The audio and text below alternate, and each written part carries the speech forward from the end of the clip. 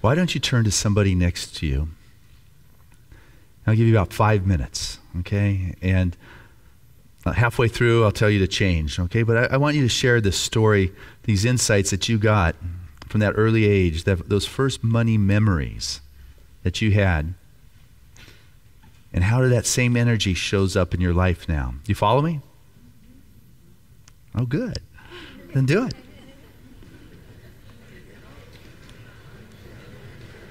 So, was that insightful? Anybody have a story they'd like to share? That personal, huh? Yeah. I wrote affirmations of always saying I always have enough money to be, do, and have what I want. And what I was doing is I was just creating enough. So I changed that affirmation to I always have more than enough. And I was raised, probably as many of you, my father, money doesn't grow on trees and all, but I realized that that was his fears.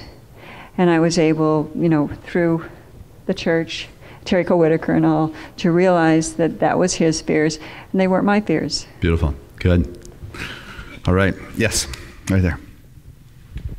I think the first thing that I remembered about money was getting lunch money, and my mom saying, no, don't spend this on something else. Mm-hmm. I'm thinking, well, what else would I spend it on, What else could I do with this? All right. And then I remember an aunt died and left me like $300, and I knew that it was there, but I couldn't spend it, So I have it, right? It was like this thing there that I could, use someday, but not now. Mm-hmm. All right, that's interesting. And I got some money I can use someday. It's called retirement, right? Someday. And then all of a sudden, what happens? Poof. Doesn't happen. Retirement. 401k. Someday I get to use it. And, you want to be intelligent, of course. So I'm not saying you don't. I'm just having fun. A story your story. If you were to write your story, share it. What is it? Yes, Randy. I was raised to save money. So I saved all this money, and when I became an adult, I needed a car. It really hurt me to spend that money on that car because I was so trained to save the money for a rainy day. And now I find myself looking to liquidate things, thinking these are the rainy days. What am I waiting for? I have accumulated all this stuff that I don't use, that I don't need, and with everything that's going on, I think, well, this is what I've been saving all this stuff for. So it kind of brought me back to that. Beautiful. Good. Okay. She wants me to share. We decided that we were both very giving people. And then I said that I wanted to share that a friend of mine asked me to go out to dinner with her in Solana Beach one evening. And I excused myself after dinner and paid the bill. And when I came back, she was totally crushed. She'd been saving for 6 months to take me out to dinner.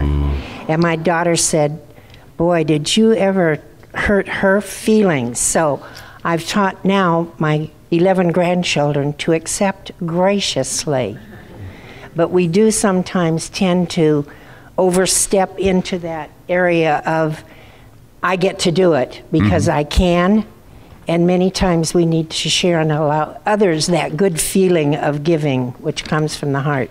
All right, that's good. It's interesting.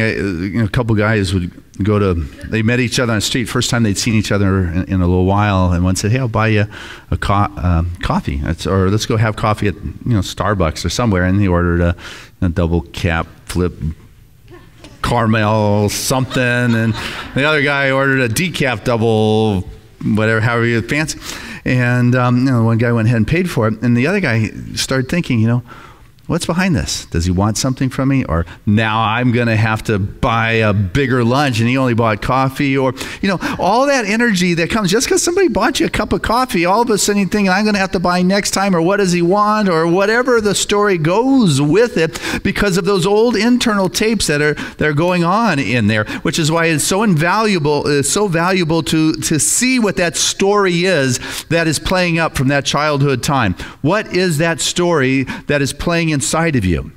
And what is fun to be able to do is to rewrite your story. Sometimes people say you can't go back.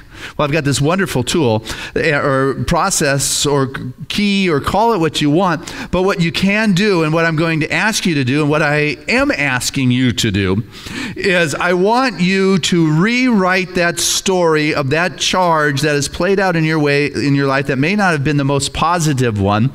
And I want you to rewrite it and put in there how it is you would like to have heard and how you would like to see it play out. So rather than hearing that you have got to save for a rainy day, inside you would like to have heard it is okay to enjoy the abundant flow of life, and how it is played out in my life instead of scrimping and saving for a rainy day. How it is played out is I have become generous, loving, expressive, and I want you to write this no longer in the first person pronoun. I don't want it written as an I, but rather I would like you to write it with the name of a character in there. If I had more time, I would have had you write the story the way it was originally with the name of the character and then go back and change it. But I'm just asking you to change it right now since you just spoke it. You follow me? No? Yes? Yes? Okay. Sort of. Okay. Try again. Maybe I should go back to have you write the story in the I form of how it was. Okay? But I had you speak it out. I thought you could make that leap. But if you can't, you write that story that you just spoke in the I form. The dingy, no, you're not. But you get it right. That's the key. Okay, so write the story with a character's name. Instead of Christian, I would use Samson.